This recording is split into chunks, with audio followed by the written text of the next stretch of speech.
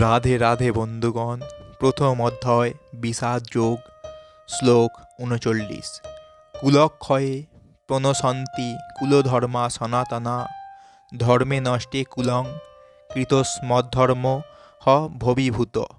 অর্থাৎ কুলক্ষয় হলে সনাতন কুলধর্ম বিনষ্ট হয় এবং তা হলে সমগ্র বংশ অধর্মে অভিভূত হয়।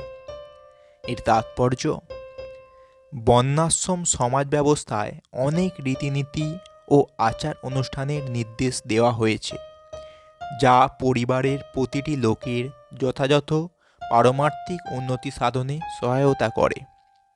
পরিবারের প্রবীণ সদস্যরা পরিবারভুক্ত অন্য সকলের জন্ম থেকে আরম্ভ করে মৃত্যু পর্যন্ত শুদ্ধিকরণ সংস্কার দ্বারা তাদের যথাযথ মঙ্গল সাধন করার জন্য সদাই তৎপর থাকেন। কিন্তু এই সমস্ত প্রবীণ লোকেদের মৃত্যু হলে মঙ্গলজনক এই সমস্ত পারিবারিক প্রথাকে রূপ দেওয়ার মতো কেউ থাকে না।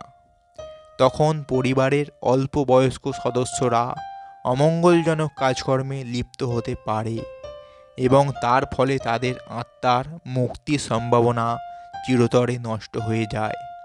তাই কোনো কারণে পরিবারের সদস্যদের হত্যা করা উচিত নয়।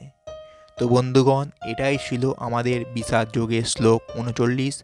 এই রকম সম্পূর্ণ ভগবদ্গীতা শুনতে সাবস্ক্রাইব করুন আমাদের চ্যানেল এবং সঙ্গে থাকুন। রাধে রাধে।